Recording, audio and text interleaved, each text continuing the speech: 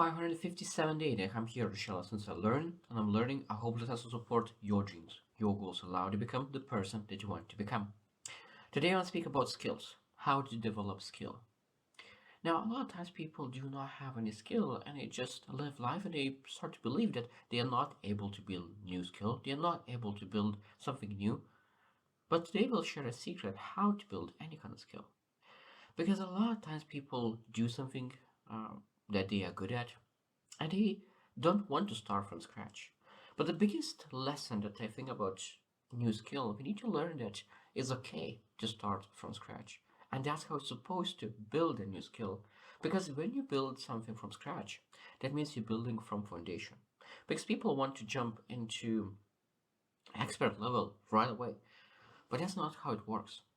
I think that I had so many different skills built to advanced level because I understood how important it is to start small. Because imagine if you every week add one more push-up. So that means you start from one push-up, but now every single week you do one more.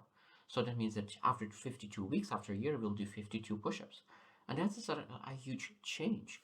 And if you do 2 years, and in 2 years you're doing 100 push-ups. Now, it could be that you are athlete and the 100 is not that much, but maybe you are obese, or maybe you didn't exercise for all your life, so that 100 push-ups could be huge.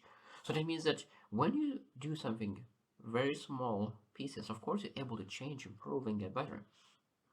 Now, what I want to share is that when you have that big goal that you have set for yourself, maybe you will have to do 100 push-ups right away, but you are in a very bad position.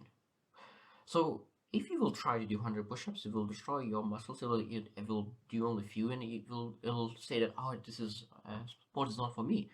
That I always believe that the number one step, first step, is always break down your goal. And think about, okay, like in three steps. Okay, I want to achieve beginner level, I want to achieve intermediate level, and I want to achieve advanced level. And of course, then after advanced, there is professional level as well. But a lot of times people do not need a professional. Advanced is more than enough. Now, so when you think about a beginner, so what you could do as a beginner, because a lot of times when we think about growing ourselves, we need to understand that what allow to become great at beginner level will not allow to become great in intermediate level. What allows to become great in intermediate level will not allow to become great in advanced.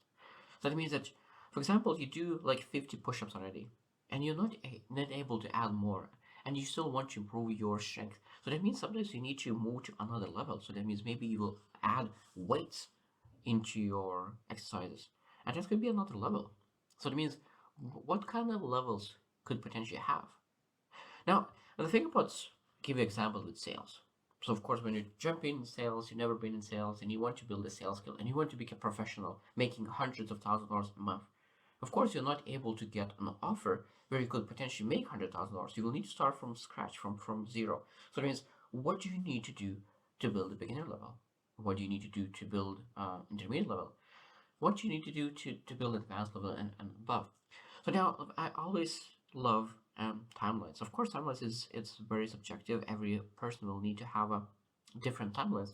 But let's say that on average, let's say that for beginner level, that if you allocate 10 hours or 100 hours per week and or per month, and it means that per first 2 months you're working very hard and you reach that you amazing beginner.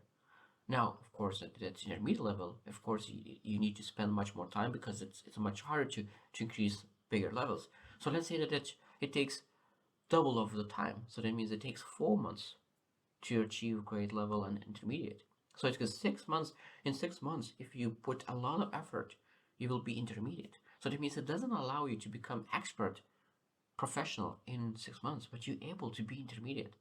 And that's already amazing. Now, of course, if you want to improve more, that means the advanced it's even harder to reach that level. So that means even triple time that you need to invest in that. So that means if you invested 4 months to become great and intermediate, maybe it will require 1 year and 2 months, maybe or like just 1 year to become great in advance. So that means it takes 1 year and a half to really be great in sales. Now, of course, being great is something that's not enough. Being great in sales could allow you to make 40, 50K a month. But some people want to be professionals. But because, say, in sales, people making hundreds of $1,000s a month. So that means that people who become professionals.